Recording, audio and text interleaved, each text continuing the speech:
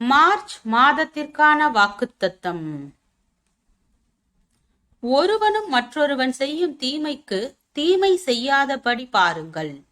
உங்களுக்குள்ளும் மற்ற யாவருக்குள்ளும் எப்பொழுதும் நன்மை செய்ய நாடுங்கள். எப்பொழுதும் சந்தோஷமாயிருங்கள். இடைவிடாமல் ஜெபம் பண்ணுங்கள். எல்லாவற்றிலேயும் ஸ்தோத்திரம் செய்யுங்கள். அப்படி செய்வதே கிறிஸ்து இயேசுவுக்குள் உங்களை குறித்து தேவனுடைய சித்தமாயிருக்கிறது.